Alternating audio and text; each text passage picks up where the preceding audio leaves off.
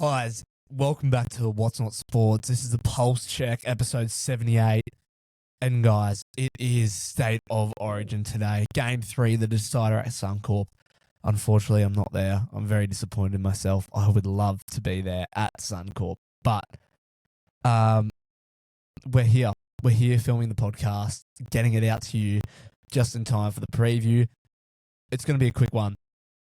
We're going to smash out round 18, and then we're going to talk round 19, jump straight into Origin stuff after that, have our man of the match, our score, our winner, and then our Wally Lewis medal winner, and then something cheeky at the end for all of you. Now, let's jump straight into it. Round 18, major buy round, did not go well for me. Tips were awful. Let's run through how we went. Penrith versus Bunnies, I had Penrith tipped. I had the Bunnies tipped and Penrith dominated them. A few dodgy calls in that, but Penrith just so strong. Cody Walker, brain fart. I think that actually honestly did lead to the Bunnies falling short.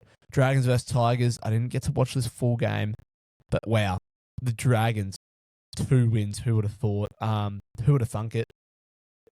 It must feel like you guys won 2 premierships this year. Tigers gone missing. Don't know where they are. Broncos versus Sharks. I had the Bronx tipped. I thought for sure they'd get the win over the Sharks. Ben Hunt holding the reins at 7. It just was not enough. They just looked like a lack of effort, especially from Shibasaki. It did not look good, and something internal has to change. I don't think it's the coaching of Maguire, of Madge. It's something else. I think the effort's not there because they won the premiership last year. And Madge, there's talks about Madge getting the sack. I don't think that'll happen because I think that's harsh. And the fact that I don't think it is Madge. Like, they are running some good plays, some good shape. They're just not executing, and they're making dumb errors and just not putting in the effort. So the Sharks won that one. That's another tip wrong. Para versus Manly, I thought for sure Fosball would get the win here. I was at work while this game was on, so I missed it. But looking at the highlights, Manly went missing. They're gone. I'm searching for them. Para took the win there. Another one of the tips I didn't get, so I'm 0 for 4 right now and didn't get better. The Knights beat the Finns by a dropout. A drop goal.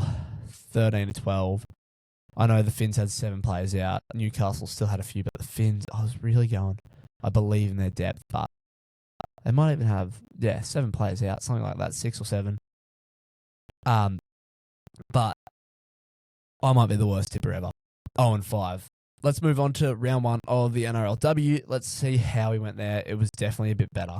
So we had the Sharks versus Knights. I tipped the Knights. They got the win there. Titans versus Roosters. I was back in the Titans. Didn't quite get there. The Roosters, the grand final runner-up, they got the win. Dragons versus Raiders, up the milk. The Chicks got it done for us. Broncos versus Cowboys, or Cowgirls. The Broncos got the win there. Tipped them. Tipped that. Para versus Tigers. I tipped the Tigers. No, I tipped Para to win. Tigers got the win. Warriors versus Bulldogs, up the Wars. Tipped them. Got that one right. So, can't complain there. 4 out of 6 for the NRLW.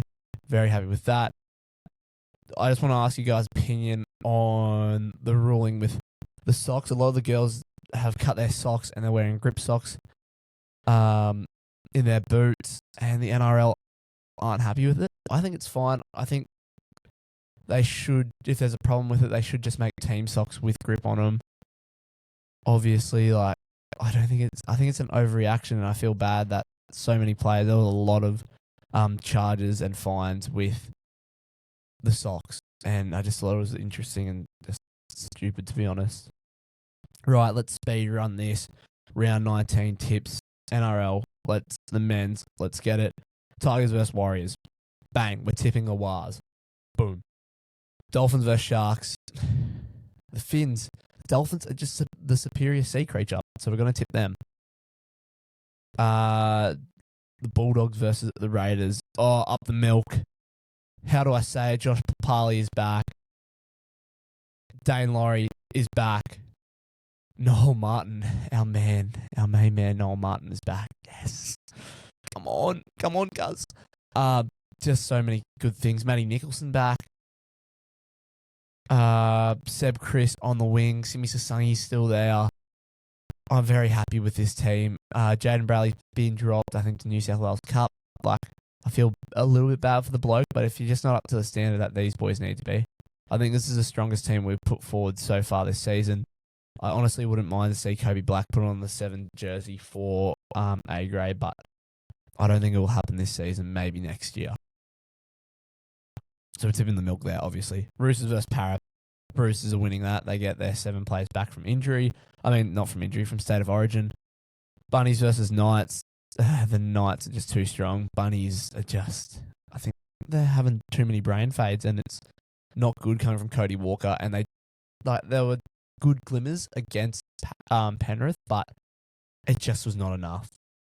Manly versus Cowboys. I don't like the way how Manly played last week against Parra, so I'm going to pick the Cowboys here. Storm versus Titans. Storm take the win here. It is at Amy Park. It's going to be cold. And yeah, I'm sorry, I don't like the look of the Titans. NRLW. Let's quick fire. Sharks versus Broncos. I'm picking the Broncos. Cowgirls versus Tigers. I reckon the Tigers get the win here. Dogs versus Titans. Titans bounce back, get a win over the Dogs. Roosters versus Knights. The Roosters, they're such a strong team. I'm going to tip them. Raiders versus the Wars. Picking the milk. And Dragons versus the Eels. Boom. We're going to pick the Eels on that one. Parra are going to get the win there. Oh, beautiful. Beautiful, beautiful, beautiful. Let's talk Origin now. It's here. It is the day of Origin. It's what we've all looking forward to. I love Origin more than a lot of things. I could say I love Origin more than life itself. If we didn't have State of Origin, we didn't have Queensland Spirit, I would be lost. And we're here representing our state. The boys, to 1-1. We go home to Suncorp. We're going to lift the shield here and take the W. Caxton's going to go off. Alfie, he'll be singing I, yippee, yippee, I all night long. And it'll be incredible. Yeah. And it brings a tear to my eye because I just love Queensland, and we're going to dominate at the Cauldron, they call it. Suncorp Stadium, Lang Park, whatever name it is a spiritual home. It is the home of Queensland. And I love it. And it just feels right to bring home the shield. Well, to lift the shield, I should say. To lift the shield and lift it at Suncorp. It just feels right. So I'm really interested to see what New South Wales are going to do. Well, we know what it looks like they're going to do. And let's quickly dive in it. Tedesco, he's still fullback. I'm not worried about Tedesco. Jack Bostock, he's got that height on the ball. As I said, I think there was a lot more problem with New South Wales before getting rid of Toto. And the fact that they haven't fixed their other errors, I don't think that's a good choice, especially with Toto being so good with the most runs, like return meters, all of that, doing the hard work. The centres are really going to have to pick that up. Bradman Best, he hates Queensland, and I actually respect that. He's not afraid to say it. And look, I hate him. I hate him in Origin. We're going to smash him, but he is someone that is an Origin player. I hate to say that because of New South Wales. Stephen Crichton, back in the senses after injury. I think we hammer him. I think Critter will be hammered by Robert Toya and will be harassed all game, attacking that shoulder, really putting him under pressure. And I don't think Critter will be up for it.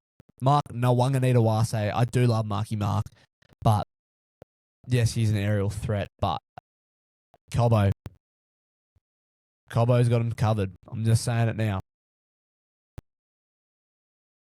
Moses, Mitch Moses, get out of here. You're honestly just trash, man. You haven't done anything good for Origin for a very long time. I don't think Mitch Moses is that guy. And I'll stay with that. And picking him as your starting 6 is ridiculous. Cleary, he can only ice it when it's 12-13. I said it.